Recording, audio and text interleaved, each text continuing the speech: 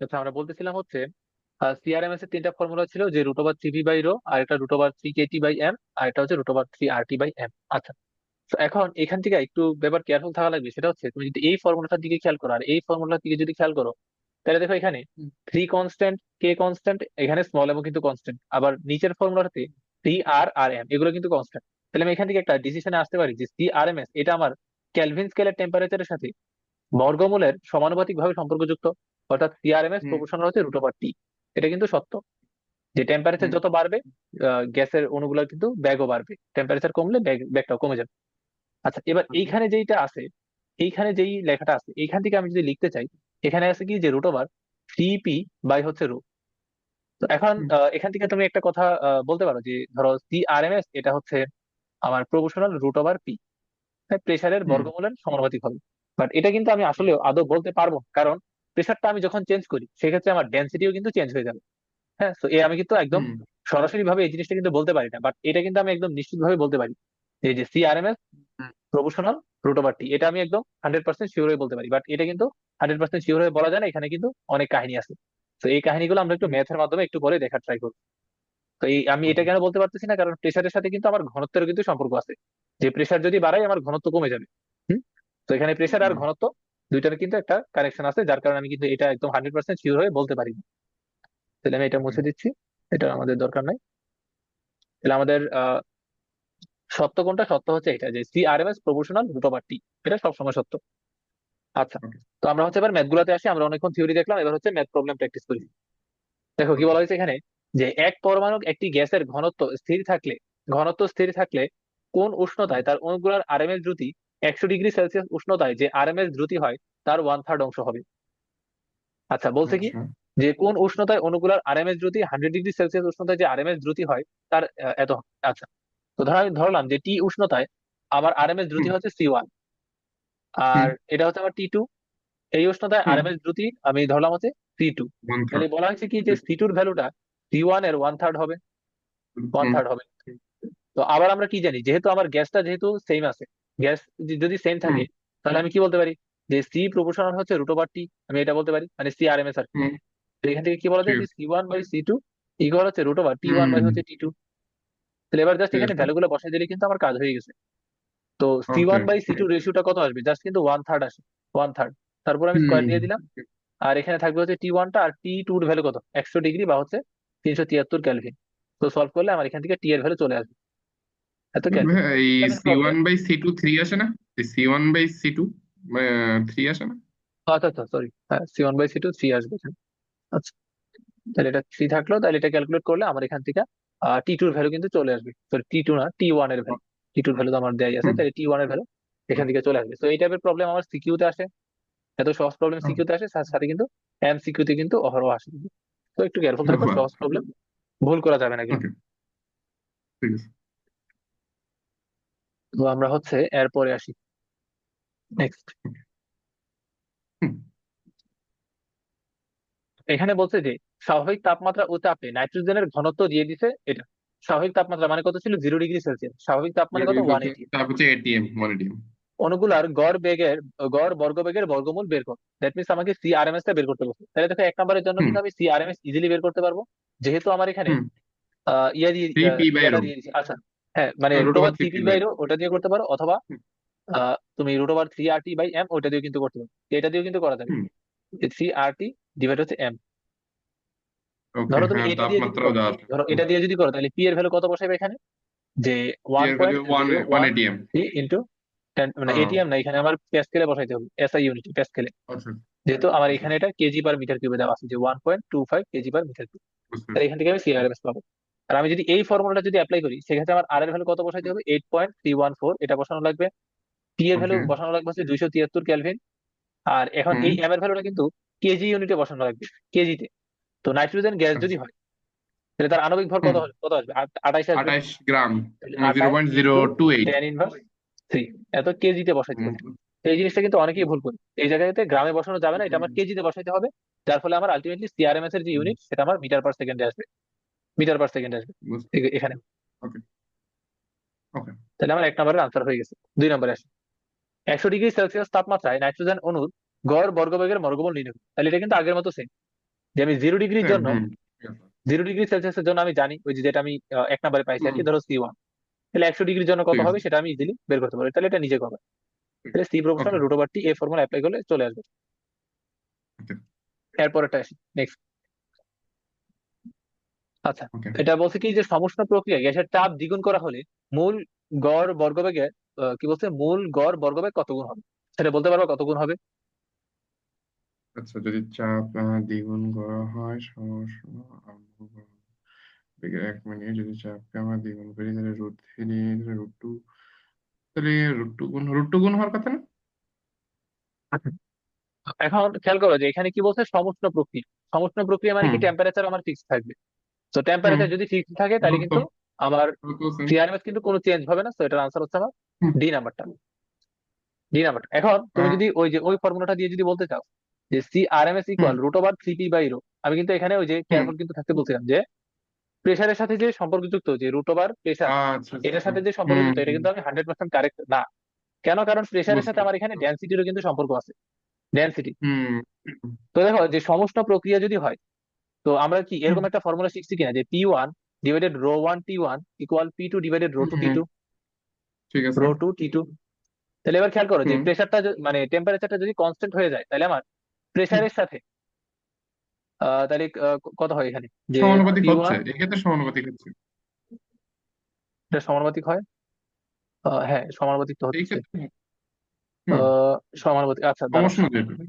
হ্যাঁ হ্যাঁ, তাহলে এখানে কত আসবে, যে ρ1 আসবে আর এখানে আসবে হচ্ছে ρ2। তাহলে তো হুম। সমানুপাতিক যদি হয়, তাহলে আমি প্রেশারটারে যদি দ্বিগুণ করি, তাহলে কি হুম। ঘনত্বটাও দ্বিগুণ হয়ে যাবে, তাই তো? তাহলে যে ঘনত্ব দ্বিগুণ আর দ্বিগুণ দ্বিগুণ। যদি কাটাকাটি যায়, তাহলে কি আবার আগের মতোই থাকতেছে না আচ্ছা, এটা? আচ্ছা। হ্যাঁ, হ্যাঁ, হ্যাঁ, ঠিক আছে, বুঝতে পারছি, ঠিক আছে। বুঝছি তো। বুঝতে তাহলে এই পারছি, জন্য ঠিক আছে। আমি সবসময় আমি ফোকাস রাখবো হচ্ছে টেম্পারেচারের উপর, হুম। যে সিআরএমএস অলওয়েজ হচ্ছে টেম্পারেচারের বর্গমূলের সমানুপাতিক। তো আমার ফোকাস অলওয়েজ হচ্ছে ওকে। টেম্পারেচারের উপর থাকবে।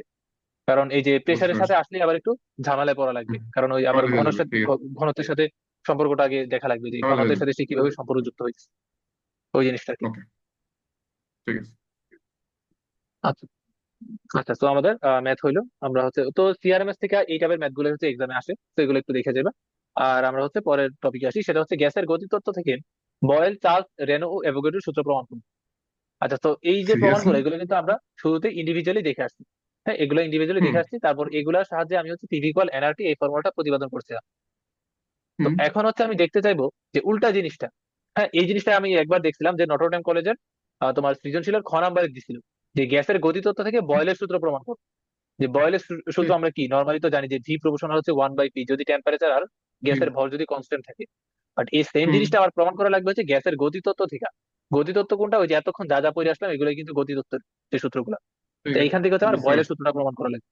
তো চলো আমরা কিন্তু প্রথমে ভাই, বয়েলের আমরা সূত্রটা প্রমাণ গ্যাসের যে করি। গতিতত্ত্ব সেগুলো তো পাইলামই হচ্ছে এই বয়েল, চার্লস আর রেনো আর অ্যাভোগাড্রো দিয়ে। এখন আবার এইটা দিয়ে উল্টা করবো, লাভ হবে কি? না, গ্যাসের কিন্তু করতে গতিতত্ত্ব তুমি হবে তাই। বয়েল থেকে কোথায় পাইলে? গ্যাসের না, গতিতত্ত্ব তুমি বলতে এই, বয়েল থেকে কেমনে পাইলে? না আমি হচ্ছে এই আদর্শ গ্যাসের সমীকরণ তো এই কয়টা থেকেই পাইলাম, তাহলে আদর্শ গ্যাসের সমীকরণ থেকেই তো আমি গ্যাসের গতিতত্ত্বের সব সূত্র বলতে সবকিছু মিক্স করেই তো পাইছি এটাও, এই জন্য বলছি। না না, আমি যখন গ্যাসের এই যে প্রেসারের যখন মেইন ফর্মুলাটা পড়ছিলাম, এটার জন্য কিন্তু আমার হুম। আদর্শ গ্যাসের বিন্দু মাত্র দরকার হ্যাঁ, পড়ে না। লাগেনি। এটা কি ঠিক দেখছিলা আছে। যে আমি হচ্ছে এই হ্যাঁ, এটা জিনিসটা ঠিক থেকে আছে। হচ্ছে বাকিগুলো আস্তে আস্তে হুম। প্রমাণ করে আনবো। আচ্ছা, আচ্ছা, আচ্ছা, সেটা তো বলা যায়, ঠিক আছে। তাহলে ওকে। হচ্ছে আমরা হ্যাঁ, প্রথম হচ্ছে বয়লেরটা প্রমাণ করি। তো আমাদের ওকে। প্রেসারের মেইন ফর্মুলাটা কি ছিল, যে P equal hmm. One third, একটা স্মল এম ছিল, একটা ক্যাপিটাল এন ছিল, আর একটা কি ছিল, যে সি স্কোয়ার বারটা ছিল এই জায়গায়। এটা কিন্তু ছিল আমার মেইন হুম। সূত্রটা, বা গ্যাসের গতিতত্ত্ব ওকে। যেটা আমরা বলতেছি। ওকে। তো এখন এটার মধ্যে খেয়াল করো যে আবার আমি কি বলতে পারি এখান থেকে, ধরো সিআরএমএস ইকুয়াল, আমি বলতে পারি কি যে √CRT বাই হচ্ছে এম, সিআরটি ডিভাইড হচ্ছে হুম। ক্যাপিটাল এম, এটা বলতে পারি।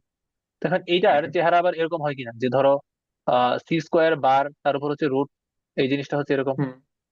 যে √CRT ডিভাইড হচ্ছে এম। হুম। আচ্ছা, তো এখন আমি যদি এই রুট গুলো যদি সরাই দিই, তাহলে আমি সি স্কোয়ার আচ্ছা। বার সমান কত বলতে পারি, যে 3RT বাই হুম। হচ্ছে three capital R M. By M. Hmm, 3RT by three capital R M, ঠিক টি আছে। বাই হচ্ছে ক্যাপিটাল এম। আচ্ছা, তো এখন খেয়াল করো এখানে যে সি স্কোয়ার বার এর সাথে টেম্পারেচারের সম্পর্কটা কিরকম, সমানুপাতিক সম্পর্ক, ঠিক, হুম, তাই তো? সমানুপাতিক, ঠিক আছে। তাহলে হুম। বয়েলের সূত্রের প্রাথমিক কন্ডিশনটা কি ছিল, যে টেম্পারেচারটা আমার ফিক্সড থাকবে, হুম। Temperature fixed. তাহলে খেয়াল করো যে টেম্পারেচারটা যদি ফিক্সড থাকে, তাহলে এই যে টি যদি ফিক্সড থাকে তাহলে কি আমার এই যে সি স্কোয়ার বারটা কি ফিক্সড হয়ে গেল না, মানে কনস্ট্যান্ট হয়ে গেল না হুম। এটা, কারণ ঠিক পি আছে। আর বাই এম এটা তো এমনি কনস্ট্যান্ট। ঠিক আছে। এবার তুমি এই জিনিসটার মধ্যে আসো তো। আচ্ছা এখানে মনে হয় একটা ভি ছিল, আমি মনে হয় ভিটা মনে হয় লিখিনি, মেইন ফর্মুলাটা দেখি তো। ও হ্যাঁ, এই যে এখানে একটা ভি একটা ভি কিন্তু ছিল। ছিল বাই ভি, হ্যাঁ। ঠিক আছে। ভিটারে হচ্ছে আমি ধরো এই সাইডেই গুণ করে দিই, হ্যাঁ, একই হলো। তো এবার খেয়াল এবার করো ঠিক যে আছে। এই স্মল, হ্যাঁ স্মল এমটা কি হলো, একটা অণুর ভর। ক্যাপিটাল হুম। এম কি ছিল, যে কতগুলা অণু আছে। হুম। তাহলে দেখো আমি এখান থেকে এই জিনিসটা বলতে পারি কিনা যে পিভি প্রপোর্শনাল হচ্ছে সি স্কোয়ার বার, বলা যায় এটা, হুম। কারণ ওয়ান থার্ড এম ঠিক এন এটা আছে। তো এমনি কনস্ট্যান্ট। তো ঠিক আছে। এখন এই যে সি স্কোয়ার বার, এটা কি আবার ধরো টেম্পারেচার যদি তুমি ফিক্স করে দাও তাহলে এই জিনিসটা কি এটা কনস্ট্যান্ট হয়ে গেল না, কনস্ট্যান্ট। ঠিক আছে। হুম। তাহলে কনস্ট্যান্ট যদি হয় তাহলে আমরা কি বলতে পারি যে পিভি ইকুয়াল হচ্ছে একটা কনস্ট্যান্ট। হুম। তো এই পিভি ইকুয়াল কনস্ট্যান্ট এটাই কি ছিল আমার বয়লের সূত্রটা ছিল কি, বা আমি এখান থেকে কি বলতে হ্যাঁ পারি হ্যাঁ, ঠিক যে আছে। ভি প্রপোর্শনাল হচ্ছে ওয়ান বাই পি। ঠিক আছে। তো এটা কিন্তু তোমার খ নাম্বারে আসে আর কি এক্সাম, যে গ্যাসের বুঝ- গতিতত্ত্ব থেকে বয়লের সূত্র প্রমাণ করো। তো 2 মার্কসের জন্য আসে বুঝ- এটা, এই প্রমাণটা। বুঝছি। ঠিক আছে, বোঝা গেছে আশা করি। আচ্ছা, তো চলো হুম। এবার দুইতে আসি, বা চার্লসের সূত্রতে আসি। এই চার্লসের সূত্রটা আমরা কিভাবে প্রমাণ করব, 2 নাম্বার। তো আমাদের ফর্মুলা আগেরটাই থাকবে গ্যাসের গতিতত্ত্বের, যে PV equal hmm. One third small M capital M C square bar hmm. এটা। ঠিক আছে। তো চার্লসের সূত্রের মধ্যে কনস্ট্যান্ট থাকতো কি, পি হচ্ছে কনস্ট্যান্ট থাকতো, তাই তো। হুম, ঠিক। ঠিক আছে, পি প্রেশার। হুম। পি কনস্ট্যান্ট থাকলে আমরা পাইতাম কি যে ভি মোল সংখ্যা প্রপোর্শনাল টি। কনস্ট্যান্ট। হ্যাঁ, হুম। তো আমরা একটু দেখি যে ভি প্রপোর্শনাল টি আদৌ এখান থেকে অ্যাপ্লিকেবল হয় কিনা। ওকে। তাই খেয়াল করো যে পি যদি তোমার কনস্ট্যান্ট যদি হয়, পি হুম। কনস্ট্যান্ট, তাহলে পি কনস্ট্যান্ট হলে তাহলে আমরা কি বলতে পারি, তাহলে এখানে জাস্ট বাকি থাকবে হচ্ছে ভ্যারিয়েবল ভিটা, হুম। তাই তো। তাহলে দেখো তো এই হুম। যে ভি ভি প্রপোর্শনাল সমানুপাতিক সি সি স্কোয়ার স্কোয়ার, লেখা যায়, ভি সমানুপাতিক সি স্কোয়ার। হুম। হ্যাঁ এটা। তো আর এখন সি এই সি স্কোয়ারটা স্কোয়ার আবার তো কার অলরেডি টি সমানুপাতিক, এর সমানুপাতিক। হুম। ওই যে টি টি এর এর। সমানুপাতিক, তাহলে ভি প্রপোর্শনাল টি, তাহলে পি কনস্ট্যান্ট হলে ভি প্রপোর্শনাল টি আমি বলতে পারি। তো এটা কিন্তু আমার চার্লসের সূত্রটা।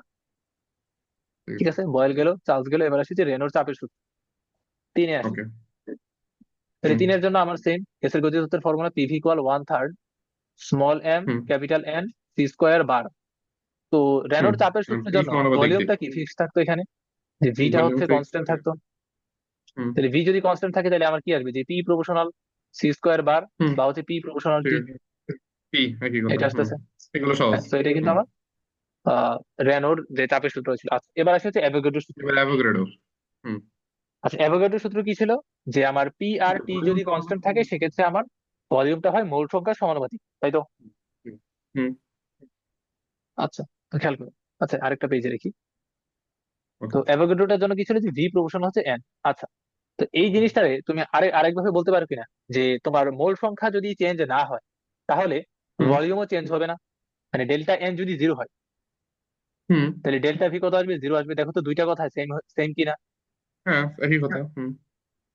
একটা হচ্ছে ভি প্রপোর্শনাল এন, যে হুম। এন যদি বাড়ে তাহলে ভি বাড়বে। আরেকটা হচ্ছে ডেল্টা এন যদি 0 হয় তাহলে ডেল্টা ভিও 0 হবে। অর্থাৎ মোল সংখ্যার যদি ঠিক কোনো আছে, একই পরিবর্তন না কথা। হয় আমার ভলিউমের হুম। কিন্তু কোনো পরিবর্তন হবে না।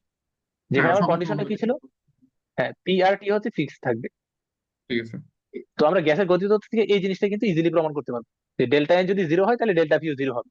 মানে হচ্ছে মোল সংখ্যার যদি পরিবর্তন না হয় হ্যাঁ হ্যাঁ আমার হ্যাঁ এখানে হ্যাঁ, ঠিক ভলিউমের আছে। কিন্তু কোনো পরিবর্তন হবে না। তো এটা ঠিক প্রমাণ আছে। করার জন্য ধরো আমরা একটা বাক্স নিয়ে আসি এখানে, সেটা ধরো হচ্ছে একটা আবদ্ধ একটা বক্স। হুম। এটা হচ্ছে একটা আবদ্ধ বক্স, তো এই বক্সের মধ্যে হচ্ছে আমার কিছু পরিমাণ গ্যাস আছে। তো আমরা দুইটা কন্ডিশন চিন্তা করি, আমরা হচ্ছে এখানে আরেকটা কন্ডিশন চিন্তা করি। তো আমরা ধরে নিলাম যে আমার এই গ্যাস মানে এই বাক্সের ভিতরে প্রেসার হচ্ছে পি, এবং এই বাক্সের ভলিউম হচ্ছে ভি। ঠিক সেম, দুইটা আইডেন্টিক্যাল বক্স এখানে রাখলাম। এবার ওকে। হচ্ছে আমি ধরো এখানে আমি M1 পরিমাণ গ্যাস রাখলাম, এখানে আমি M2 পরিমাণ গ্যাস রাখলাম।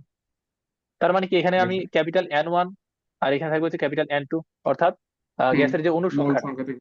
হুম। হ্যাঁ, তাহলে আমার ভর যদি ডিফারেন্ট হয় তাহলে অণুর সংখ্যাও কি ডিফারেন্ট হবে, তাই তো। হুম। ঠিক আছে। আর ধরো এই জায়গাতে যে কোনো একটা তুমি অণু নিয়ে কথা বলো, তার ভ্যালোসিটি ধরো হচ্ছে C1, আর এখানে একটা অণু নিয়ে কথা বলো তার ভ্যালোসিটি ধরো হচ্ছে C2। আচ্ছা এখন আমরা প্রমাণ করতে চাইতেছি কি, যেহেতু আমরা ভলিউমটা যেহেতু স্থির ধরে নিছি, তাহলে আমার হুম। এখানে এই এন ওয়ান ইকুয়াল N2 এটা আসা উচিত কিনা, একটু চিন্তা করতো। মানে প্রমাণটা থেকে এটা আসা উচিত কিনা। হুম। তাহলে ঠিক আমরা আছে। এই হুম। জিনিসটা কিন্তু আসলে প্রমাণটা করবো। তো আমরা যদি এটা যদি প্রমাণ করতে পারি তাহলে কিন্তু আমরা বলতে পারবো এটা আসলে কি অ্যাভোগাড্রোর সূত্রটা ছিল। যে ভলিউমটা যদি ওকে। সেম থাকে তাহলে আমার N1 ইকুয়াল N2 হইতে বাধ্য। হুম। এটা কিন্তু অ্যাভোগাড্রোতে ছিল, ঠিক আছে? তো আমরা এখন এই হুম। জিনিসটাই প্রমাণ করবো যে N1 আর N2 এখানে ইকুয়াল হয় কিনা। তো দেখো এটা আচ্ছা। প্রমাণ করা যায় কেমনে। আমি প্রথম যে বক্সটা আছে সেটাকে ধরো আমি 1 নাম্বার বক্স নাম দিলাম, এটা হচ্ছে আমার 2 নাম্বার বক্স। তাহলে 1 নাম্বার হুম। বক্সের জন্য আমার গ্যাসের গতিতত্ত্বের ফর্মুলা যদি অ্যাপ্লাই করি, তাহলে এখানে কত আসবে হুম। যে PV equal 1/3 M1 N1 C1 square বার, তাই তো? হুম। 2 নাম্বারটার জন্য কত আসবে? ঠিক সেম, পিভি ইকুয়াল 1/3 হুম। M2 N2 C2 square bar, এটা। তো এখন হুম। দেখো দুই সাইডে পিভি কিন্তু ইকুয়াল, কারণ আমি শুরুতেই ধরে নিয়েছিলাম যে পি আর ভি গুলো হুম। আমার ইকুয়াল থাকা লাগবে। আমি এটা ধরে নিয়েছিলাম। হুম। হুম। আচ্ছা, তো এখানে আবার আরেকটা জিনিস আমার ধরে নেওয়া লাগবে, সেটা কি, যেহেতু আমি অ্যাভোগাড্রো সূত্র প্রমাণ করতে চাইতেছি, তো আমার এখানে টেম্পারেচারটাকে হুম। ফিক্স করে দেওয়া লাগবে। তার মানে এখানে আমি ওকে। টেম্পারেচারটা ফিক্স করে দিলাম, টেম্পারেচারও এটাও ফিক্স করে দিলাম। তাহলে খেয়াল হুম। করো তো তাহলে দুটো যে, সমান হয় কি? C1 is equal to C2, হ্যাঁ, তো C1 টেম্পারেচার যদি square root। ফিক্সড হয় তাহলে কি গ্যাসের গতিশক্তি কি ফিক্সড হয়ে গেল না? মানে একটা ঠিক অণুর আছে। গতিশক্তি যদি হুম। চিন্তা করি, তাহলে আমি এখান থেকে হুম। কত বলতে পারি, যে ধরো যে প্রথমটার জন্য গতিশক্তি হচ্ছে 3/2 kT, এটার জন্য গতিশক্তি আচ্ছা। কত, 3/2 kT।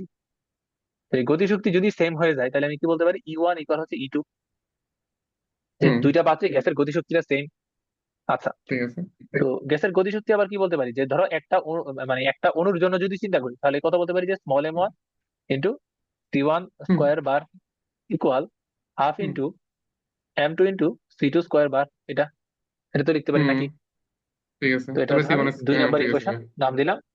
আর এই যে এই দুইটা থেকে আমি আরেকটা ইকুয়েশন এখানে নিয়ে আসি, সেটা হচ্ছে দেখো 1/3 গুলো যদি বাদ দেই, আমি এরকম লিখতে পারি যে M1 N1 হুম। C1 স্কোয়ার বার ইকুয়াল হচ্ছে M2 N2 C2 square bar, এটা। তাহলে ধরো আমি 1 নাম্বার ইকুয়েশন নাম দিলাম। তাহলে এবার দেখো তো যে হুম। আমি 1 নাম্বারকে 2 নাম্বারটা দিয়ে যদি ভাগ করি, 1 নাম্বারকে 2 নাম্বার দিয়ে যদি ভাগ করি তাহলে কি হয়? 1 নাম্বারকে 2 নাম্বার দিয়ে ভাগ করলাম, তাহলে দেখো তো হুম। তোমার N1 তাহলে ইকুয়াল 1 N2, is এটা equal to। এটা হুম। আসতেছে কিনা? তো হুম। এটাই কি ছিল, আচ্ছা। আমার অ্যাভোগাড্রোর প্রমাণটা ছিল না, যে ভলিউম যদি আমার ফিক্স থাকে, তাহলে ওই ভলিউমের মধ্যে হুম। যতগুলা মোল সংখ্যা আছে বা যতগুলা অণু সংখ্যা আছে, সেই নাম্বারটা হচ্ছে আমার সেম থাকবে। আসলে কিন্তু এটা আসছে যে আমি ভলিউমটা এখানে ইকুয়াল ধরে নিয়েছিলাম, আর প্রেসার আর টেম্পারেচার ফিক্স ধরে নিয়েছি, যার কারণে আমার N1 ইকুয়াল N2, এটা প্রমাণের মাধ্যমে আসছে। ভাই এক মিনিট, এই এই হচ্ছে 1 আর 2 সমীকরণ কোন দুইটা? এই যে ওয়ান হচ্ছে এটা এটা এটা হচ্ছে 1 নাম্বার সমীকরণ, আর এটা হচ্ছে 2 নাম্বার সমীকরণ। হুম। ও আচ্ছা আচ্ছা, ওইটা ওইভাবে তাহলে আচ্ছা। আচ্ছা ভাই, এটাকে আমরা যদি এত মানে কষ্ট না করি, আমরা যদি এই ডিরেক্ট আমরা যে ফর্মুলা, যে মানে গতিতত্ত্বের ডিরেক্ট ফর্মুলা জানি, যে PV is equal to 1/3 M1 square এই N1 স্কোয়ার C1 স্কোয়ার হচ্ছে এই বার। তো এই ক্ষেত্রে তো আমরা আবার হচ্ছে একটু আগেও যেমন প্রমাণ করে আসলাম যে C1 স্কোয়ার বারের মানে হচ্ছে সমানুপাতিক মানে টি, বলতে C1 স্কোয়ার সমানুপাতিক টি। ওই ক্ষেত্রে হ্যাঁ আবার আমাদের এখানে টি যেহেতু মানে কনস্ট্যান্ট, তাই C1 স্কোয়ার টু মানে এইটাও একটা কনস্ট্যান্ট। আর হচ্ছে একটা গ্যাসের মানে একটা মোল তো এমনি একটা কনস্ট্যান্ট, বলতে মোল বলছি এই ভর কনস্ট্যান্ট, আবার হচ্ছে চাপ হ্যাঁ, তো ভর কনস্ট্যান্ট কনস্ট্যান্ট। আছেই। মানে হচ্ছে তাহলে এই ভি হ্যাঁ হ্যাঁ সমানুপাতিক N1 তো এমনি চলে আসছে, তাহলে এত কষ্ট করার দরকার আছে? সেজন্য বলছিলাম হ্যাঁ, এত কষ্ট যে করার এর দরকার আগের হচ্ছে জন্য যেমন যে, হ্যাঁ, তুমি যেটা বলছো সেটা ঠিক আছে, বাট পরীক্ষার খাতায় যদি জানতে চাই সেক্ষেত্রে তো একটু সুন্দরভাবে লেখা লাগবে। তো ওটার জন্য আর কি আমি একটু গুছিয়ে লিখে দিই, যে এক্সামে যদি আসে তাহলে বুঝতে এভাবে পারছি। লিখবা। না হ্যাঁ, বলতে ঠিক আছে। চার্লস আর মানে এই চার্লস আর রেনল্টটা খুব মানে ছোট করে করেছিলেন, তো এই জন্য বলছিলাম। তো এইভাবে আচ্ছা করা আচ্ছা, যায় না চাইলে? হ্যাঁ হ্যাঁ, তো এক্সামে যদি আসে ঠিক তাহলে আছে। এভাবে করবার, আর এক্সামে আসলে এগুলো আসবে হচ্ছে 2 নাম্বারের জন্য, অনুধাবনে আসবে, হুম। যে গ্যাসের গতি, ঠিক আছে। মানে গ্যাসের গতিতত্ত্বের সূত্র থেকে তুমি অ্যাভোগাড্রো সূত্রটা প্রমাণ করো। ঠিক আছে, তো হুম। এই জন্য একটু দেখাই দিলাম আর কি। ওকে। তো এতটুকু আশা করি বোঝা গেছে। হুম, বুঝতে পারছি। আচ্ছা, এরপরে আসি তাহলে, এরপরে আমাদের নতুন টপিক, সেটা হচ্ছে গড় মুক্ত পথ। আচ্ছা, কি এবার বলা হয়েছে এখানে, যে পরপর ধাক্কাগুলোর ভিতর একটা অণু যে গড় দূরত্ব অতিক্রম করে তাকে গড় মুক্ত পথ বলে। এটা দিয়ে আবার কি বোঝায় আমরা একটু বোঝার ট্রাই করি। তো আচ্ছা। ধরো আমি এখানে একটা বক্স চিন্তা করলাম, একটা আবদ্ধ একটা বক্স। এই আবদ্ধ হুম। বক্সের মধ্যে ধরো কিছু পরিমাণ গ্যাস আছে।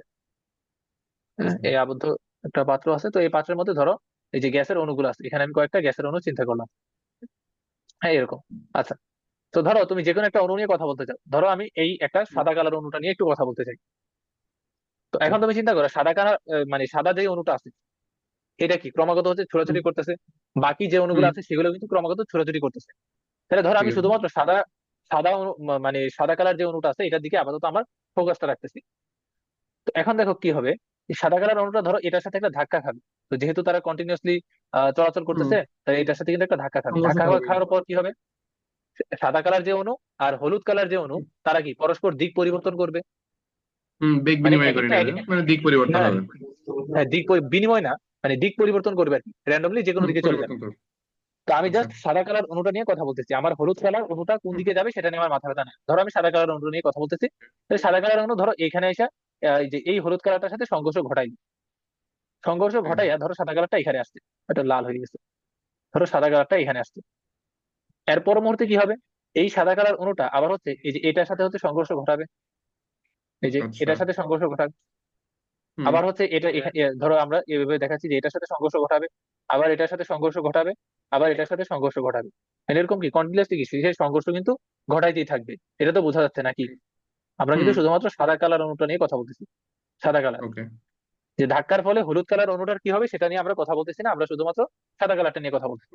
যে সাদা কালার অণু ঠিক এভাবে আছে। ধাক্কা খাইতে খাইতে এবং অনেকগুলো সে ধাক্কা খাবে। তাহলে চিন্তা করে হুম, যে পরপর দুইটা ধাক্কার মাঝখানে, এই যে ধরো এখানে হচ্ছে একটা ধাক্কা হুম, লাগছে আর এখানে হচ্ছে আরেকটা ধাক্কা হুম, লাগছে, পরপর দুইটা ধাক্কা, এই জায়গায় একটা ধাক্কা লাগছে আর এই জায়গায় হচ্ছে আরেকটা ধাক্কা লাগছে, পরপর দুইটা হুম, ধাক্কার মাঝখানে একটা অণু যেই দূরত্ব অতিক্রম করে তাকে আমরা বলি হচ্ছে হুম। মুক্ত পথ। তাকে মুক্ত আমরা বলি কি বোধ, আচ্ছা। মুক্ত পথ। এখন আমি ঠিক ধরো আছে। হিসাব করতেছি জাস্ট এতটুকু জায়গার জন্য আমি হিসাবটা করো। তো এতটুকু জায়গার মধ্যে হুম, মুক্ত পথ আছে কয়টা, এখানে একটা, এখানে একটা, এখানে একটা, এখানে একটা, চারটা মুক্ত পথ হুম, আছে। তো ঠিক চারটা আছে। মুক্ত পথকে আমি যদি চার দিয়ে যদি মানে চারটা মুক্ত পথের যদি আমি গড় হিসাব করি, সেক্ষেত্রে আমি কি পাই হুম, যাবো, গড় মুক্ত পথটা পাই যাবো না? এই জন্য কিন্তু বলা আচ্ছা, হয়েছে আচ্ছা। হুম, পরপর ধাক্কাগুলোর ভিতর একটা অণু যে গড় দূরত্ব অতিক্রম করে, এই যে গড় হুম। শব্দটা যখন আসবে তখন আমার সংখ্যার মধ্যে এই যে গড় এইখানে আসবে গড় মুক্ত পথ। আর গড় শব্দ ওকে। যদি বাদ দিয়ে দিই তাহলে আমার সংখ্যাটা হবে শুধুমাত্র মুক্ত পথের সংখ্যা। বুঝছি ওকে, এতটুকু? ঠিক আছে, বুঝতে পারছি। আচ্ছা, এতটুকু যদি বোঝা যায় তাহলে হচ্ছে আমরা আরেকটা কাজ করি। তো এইগুলার কিছু নাম দিই, ধরো এই মুক্ত পথটার নাম আমি D1 দিলাম, এটার নাম দিলাম D2, এটার নাম দিলাম ধরো D3, এটার নাম দিলাম হচ্ছে D4। তাহলে এবার খেয়াল করতো এখানে যে তোমার সংঘর্ষ কয়টা হয়েছে, এখানে একটা, দুইটা, তিনটা, চারটা, হুম, পাঁচটা সংঘর্ষ হয়েছে, তাই তো? ঠিক আছে। হুম, পাঁচটা সংঘর্ষ হয়েছে, আচ্ছা। তো এখন তুমি খেয়াল করো যে হুম। আমরা এখানে একটা ফর্মুলা তাহলে লিখি। আচ্ছা, তোমার এই যে গড় মুক্ত পথ সেটাকে হচ্ছে আমরা ল্যামডা দিয়ে প্রকাশ করি, ল্যামডা। ল্যামডা। তাহলে ল্যামডা ইকুয়াল কি ল্যামডা। দাঁড়াচ্ছে খেয়াল করবো, ল্যামডা, ল্যামডা হচ্ছে আমি হচ্ছে সবগুলা D1 এখানে লিখবো, মানে D1 plus D2 plus D3 plus কত পর্যন্ত হুম। চলবে, DN পর্যন্ত, ধরো ই আমি ডট ধরলাম এন। যে DN পর্যন্ত চলতেছে। আচ্ছা, নিচে কি হবে, হুম, যে N সংখ্যক এন। ধাক্কা খাইছে, হুম, যে যতগুলো থাকবে সেই নাম্বারটা দিয়ে হচ্ছে আমি ভাগ করে দিব এই জায়গায়। ওকে। হুম, তাহলে আমি এই যে উপরের যে লেখাটা এটা কি বলতে পারি, যে মুক্ত পথের সমষ্টি D1 plus D2 plus D3, এই লেখাটা কি হুম। বলতে পারি, মুক্ত পথের সমষ্টি। মুক্ত বোধের সমস্যা। আর নিচের এনটা কি বলা যায়, যে মুক্ত পথের সংখ্যা, মানে তাই তো? মুক্ত পথের সংখ্যাটা, ঠিক আছে। এটা হুম, হচ্ছে কি মুক্ত পথের সংখ্যা, মুক্ত পথের সংখ্যা। আচ্ছা, মুক্ত পথের সংখ্যাটা আমরা বললাম এখানে। আচ্ছা, তারপর আর কি বলা যায়, যে এখানে হ্যাঁ, আমরা আপাতত এতটুকুই বলা আছে। এখন এই যে গড়মুক্ত পথ, বা এটাকে তোমার হুম, হচ্ছে এভাবে লেখা যায় যে ল্যামডা ইকুয়াল S/N, মানে বইয়ের ভাষায় আর কি, বই সম্ভবত S দিয়ে প্রকাশ করছে এটা। S কোনটা, ওকে। ওই যে তোমার মুক্ত পথগুলোর সমষ্টি, হুম, এটাকে বলতে হচ্ছে সমষ্টি, S। ঠিক আছে। আর মুক্ত পথগুলোর যে সংখ্যা সেটাকে বলতে হচ্ছে N। তাহলে ল্যামডা ইকুয়াল হচ্ছে S/N। আচ্ছা, তো আমরা এরপরে আসি, এবার হচ্ছে আমরা মুক্ত পথের একটা প্রমাণ আছে সেই প্রমাণটা একটু দেখবো। ও। মুক্ত পথের একটা প্রমাণ আছে, প্রমাণটা আমরা একটু, তো চলো দেখা যাক। আহ, হ্যাঁ, আচ্ছা, মুক্ত পথের প্রমাণটাই দেখি। তো মুক্ত পথের প্রমাণের জন্য আচ্ছা আমি প্রমাণটাই দেখাই দিই, প্যারা নাই। দেখো, এটা আমরা দেখবো যে এখন ক্লসিয়াসের প্রমাণ, যে বিজ্ঞানীর নাম হচ্ছে ক্লসিয়াস। নাইস। ক্লসিয়াস, এই ক্লসিয়াস, ক্লসিয়াস হচ্ছে এই গড়মুক্ত পথের একটা সমীকরণ প্রতিপাদন করছে, সেই সমীকরণটা আমরা একটু দেখি। তো ধরো আমরা ওকে। প্রথমে একটা বক্স চিন্তা করি এই জায়গায়, যে শেপে গিয়ে ধরো একটা বক্স নিলাম, এই বক্সের মধ্যে হচ্ছে তোমার কিছু পরিমাণ গ্যাস মলিকিউল এই জায়গায় আবদ্ধ আছে। তো এইগুলো ধরো হচ্ছে আমার গ্যাস আচ্ছা। মলিকিউল গুলো, এইগুলো। আচ্ছা, তো এখন তুমি চিন্তা করো যে এগুলো কিন্তু কন্টিনিউয়াসলি হচ্ছে ছোটাছুটি করতেছে, যার ফলে একজন আরেকজনের সাথে সংঘর্ষে লিপ্ত হইতেছে। ওকে, তো ধরো আমরা যে কোনো ঠিক একটা আছে। র্যান্ডম একটা অণু নিয়ে কথা বলি। ফর এক্সাম্পল ধরো আমি এই হুম, অণুটা নিয়ে কথা বলতেছি, এই যে রেড সার্কেলের ভিতরে যে অণুটা আছে। তাহলে আমরা ধরে নিলাম এখানে কিছু অ্যাজাম্পশন ধরে নিই যে অণুর যে ব্যাস, তো অণুগুলোকে কি হিসেবে আমরা আমরা হ্যাঁ। ট্রিট করবো, যে গোলাকৃতি হিসেবে। বলো। অণুর যে ব্যাস সেটাকে ধরো আমরা বললাম হচ্ছে সিগমা বললাম, অণুর ব্যাসকে সিগমা বললাম। আর একক আচ্ছা। আয়তনে অণুর সংখ্যা একক আয়তনে অণুর যে সংখ্যা থাকবে। মোল সংখ্যাও বলা যায় নাকি এক্ষেত্রে? একক আয়তনে অণু সংখ্যাকে ধরো আমরা হচ্ছে কিছু একটা নাম দিই, ধরো স্মল এর নাম দিই, একক আয়তনে অণু সংখ্যা ওকে। স্মল এর নাম দিই, বা মোল সংখ্যা বলতে পারো। ওকে। একক আয়তনে অণু সংখ্যা আমরা ধরলাম এটা। আচ্ছা, ওয়েট ওয়েট, একক আয়তনে অণুর সংখ্যা আমরা হচ্ছে এন ধরলাম। আচ্ছা, এখানে কথা আছে না, এখানে যে তুমি এন, এটা কিন্তু তুমি হচ্ছে ইয়া ধরতে পারবা না, মানে হচ্ছে তুমি মূল সংখ্যা ধরতে মোল পারবা না সংখ্যা। কিন্তু। না না না, ওকে, মূল সংখ্যা তারপর? ধরতে পারবা না। এখন কেন মূল সংখ্যা ধরতে পারবা না, এটা নিয়ে আবার একটু কথা আছে। তো আচ্ছা। খেয়াল করো কিভাবে হচ্ছে এটা তুমি মূল সংখ্যা ধরতে পারবা না। দেখো এতক্ষণ আমরা যে হিসাবটা করছিলাম একটু আগে, ওটাতে কিন্তু আমরা এটাতে মূল সংখ্যা ধরছিলাম, একক আয়তনের যে অনুসংখ্যা ধরে সেটাতে কিন্তু নিয়েছিলাম। আমরা মূল সংখ্যা ধরছিলাম। আচ্ছা, ঠিক আছে। তো কেন সেটারে মূল সংখ্যা ধরছিলাম, কারণ হচ্ছে দেখো আগেরটার কথা আমি বলতেছি, যে কেন আগেরটারে আমি মূল সংখ্যা ধরছিলাম। কারণ আগে ঠিক কিন্তু আছে। আমরা টোটাল ভলিউমটা কাউন্ট করছিলাম। টোটাল ভলিউমটা যদি আমি এখানেও কাউন্ট হুম করতাম, হুম হুম। তখন কিন্তু আমি এটারও মূল সংখ্যা বলতে পারতাম। বাট এখন কিন্তু আমি ও এখানে টোটাল ভলিউমটার কিন্তু কাউন্ট করবো না। এখন কেন টোটাল ভলিউমটারে কাউন্ট করবো না, তোমার আমি একটা এক্সাম্পল দেই, একটা এক্সাম্পল বোঝা ট্রাই করো। লাইক হচ্ছে আহ ধরো ধরো এরকম হচ্ছে, ধরো একটা জায়গা আছে, এই জায়গার মধ্যে ধরো এখানে কতগুলা মানুষ বসে আছে। ধরো এরকম কতগুলো আচ্ছা। সারিবদ্ধ ভাবে মানুষ বসে আছে। ধরো এখানে কিছু মানুষ আছে হুম। আর এখানে কিছু মানুষ আছে, ওকে। এখানে কিছু মানুষ আছে। আচ্ছা, তো এখন ধরো এখানে বেশ মোটা একটা মানুষ আছে এই জায়গাতে, এ হচ্ছে ধরো এদিক হুম থেকে এদিক বরাবর হাঁটবে।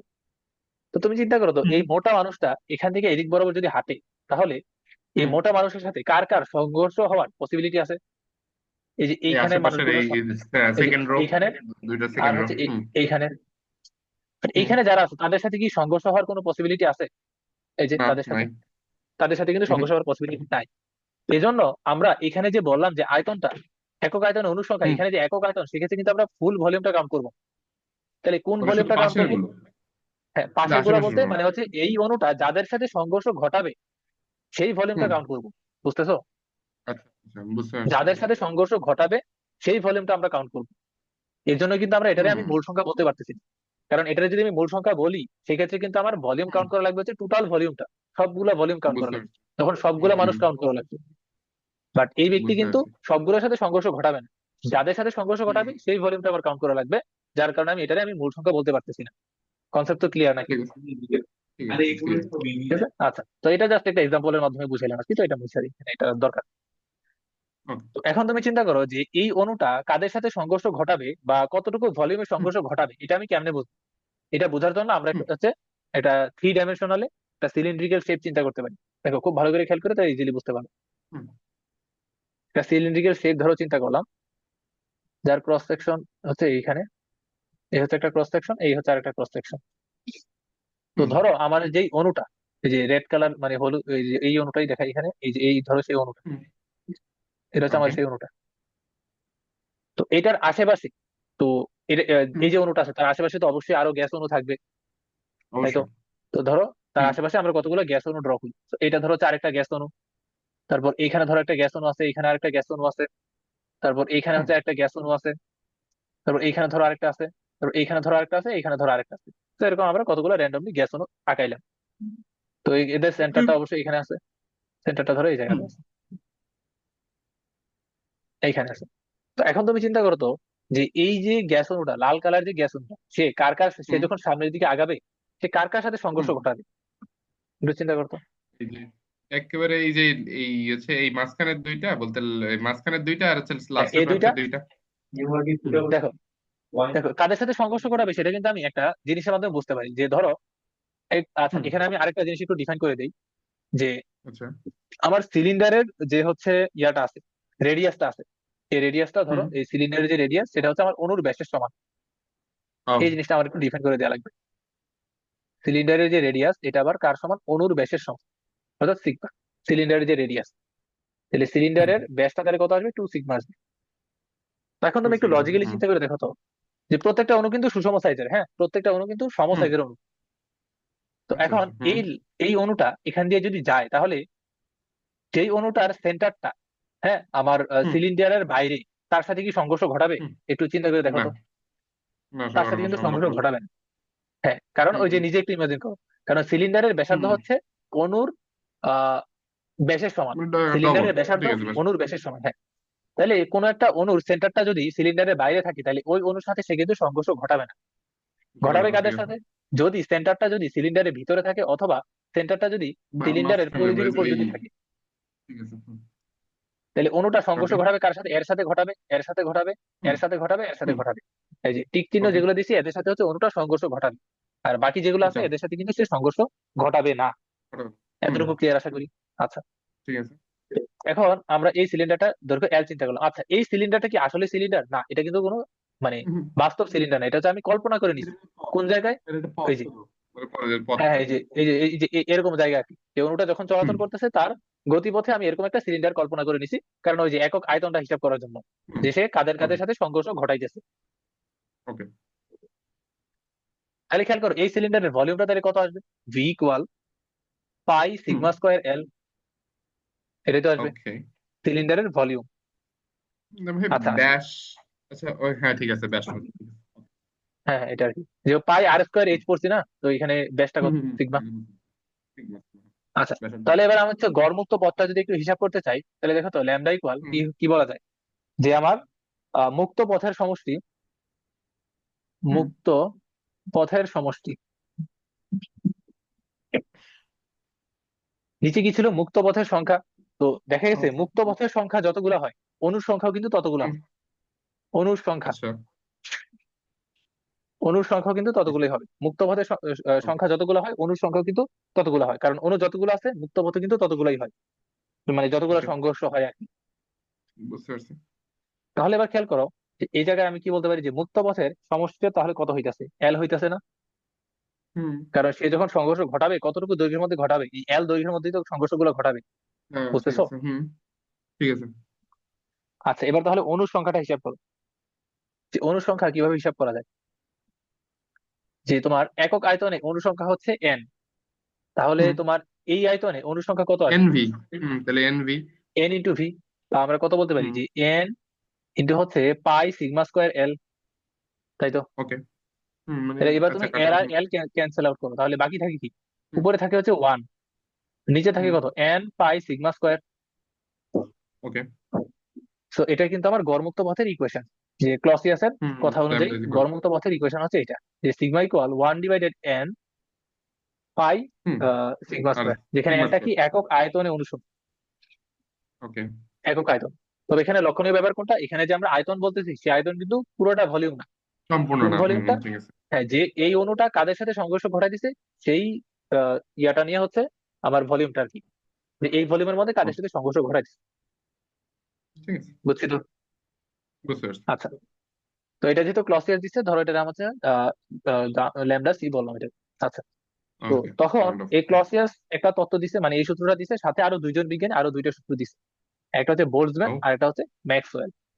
বোল্টজম্যানের জন্য আমরা আচ্ছা। হচ্ছে বললাম বি, আর ম্যাক্সওয়েলের জন্য বললাম হচ্ছে এম। এম দিয়ে কি? ওকে। ম্যাক্সওয়েল, বিজ্ঞানী ম্যাক্সওয়েল, যারি চিনো আর কি। বুঝতে পারছি। ম্যাক্সওয়েল, আর একটা হচ্ছে বোল্টজম্যান। Boltzmann constant. বোল্টজম্যান তারা দুইজন হচ্ছে দুইটা সূত্র দিছে, এবং সূত্রগুলো দেখতে সিমিলার। সূত্রগুলো এই যে এরকম, ওকে। যে নিচে আমার এন পাই সিগমা স্কোয়ার আছে, আর এর সূত্রতেও এন পাই সিগমা স্কোয়ার আছে।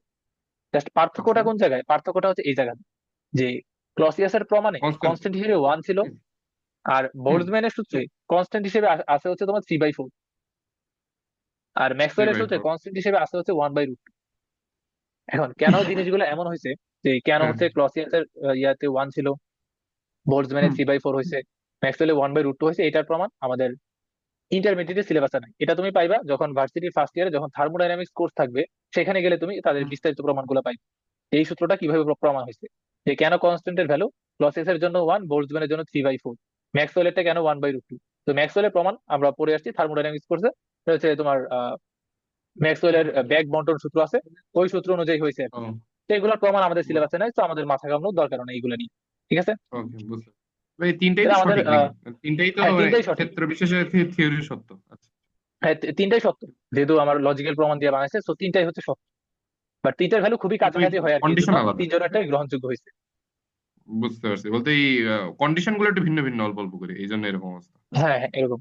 আচ্ছা, এখন আমরা তাহলে ম্যাথ করবো কোনটা দিয়ে? ধরো আমাকে একটা ম্যাথের ইনফরমেশন দেওয়া আছে, আমাকে বের করতে বলছে গড় মুক্ত পথ হিসাব করো, সেক্ষেত্রে আমরা নর্মালি ম্যাক্সওয়েল এটা দিয়ে হিসাব করবো। ম্যাক্সওয়েল একটা, ম্যাক্স। আচ্ছা, ঠিক হ্যাঁ আছে। ম্যাক্সওয়েল এটা দিয়ে হিসাব করবো। মানে কনস্ট্যান্ট হিসেবে কত বসাবো, 1/√2 কে বসাবো বাই রুট টু। এটা দিয়ে। ওকে। হ্যাঁ, এটা দিয়ে হচ্ছে আমরা মেইনলি হিসাব করবো আর কি। তো বাকিগুলো দিয়ে হিসাব ওকে। করলে যে ভুল হবে এমনটা না, বাকিগুলো দিয়ে হবে, বাট ও। আমাদের বইগুলোতে মানে মেইনলি ম্যাক্সওয়েল এটা ফলো করছে। আমি ইসাক স্যারের বইতে দেখলাম ওকে। ওই বই হচ্ছে ম্যাক্সওয়েল এটা ফলো করা হয়েছে, যে 1/√2 ওকে। কনস্ট্যান্ট হিসেবে বসাইছে আর কি।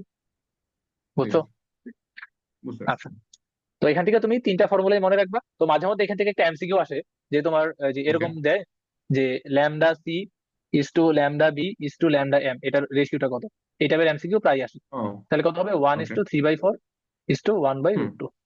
1/√2। বা এগুলো কিন্তু ইন্টারচেঞ্জ করেও আসতে পারে, যে ধরো ল্যামডা বি আগে দেওয়া হুম আছে, হুম। ল্যামডা সি পরে দেওয়া আছে, ঠিক এরকম আর আছে, কি। তো এমসিকিউর জন্য বুঝতে এই পারছি। জিনিসগুলো একটু মনে রাখবা। আর ম্যাথে আমি ইউজ আবার করবো এগুলো হচ্ছে চার দ্বারা ম্যাক্সওয়েলের গুণ করে ফর্মুলা। নেবো। হ্যাঁ, ঠিক আছে, ম্যাক্সওয়েলেরটা তাহলে আমি তো ম্যাথে চার ইউজ দিয়ে করবো। পাওয়া যায়, 4 দিয়ে গুণ করে আবার 1 লাইনে আনতে পারবো। হ্যাঁ হ্যাঁ। ঠিক আছে। আচ্ছা, এরপরে আসি। তো এখান থেকে আমাদের এমসিকিউর জন্য এই ইনফরমেশনটা একটু মনে রাখা লাগবে, 3 স্টার এমসিকিউ তো অনেক আসে। দেখো কি ওকে। বলা হয়েছে, গড়মুক্ত পথ একক আয়তনে অণুর সংখ্যার ব্যস্তানুপাতিক। তো আমরা কিন্তু একটু আগে দেখছি যে ল্যামডা প্রপোর্শনাল হুম 1/n, একক আয়তনে অণুর সংখ্যার ব্যস্তানুপাতিক। হুম হুম। অণুর হুম। ব্যাসের বর্গের ব্যস্তানুপাতিক। অণুর ব্যাস কত ছিল, ব্যাস কত? Sigma square. হ্যাঁ, ঠিক আছে। ঠিক আছে। আচ্ছা, তারপরে কি কি আছে, গ্যাসের ঘনত্বের ব্যস্তানুপাতিক। আচ্ছা, এটা কি বলতেছে, গ্যাসের ঘনত্ব কত? ঘনত্বের ব্যস্তানুপাতিক। কেমনে ব্যস্তানুপাতিক হয় ঘনত্ব কত? খেয়াল করো, যে গ্যাসের আর ঘনত্ব, চাপ।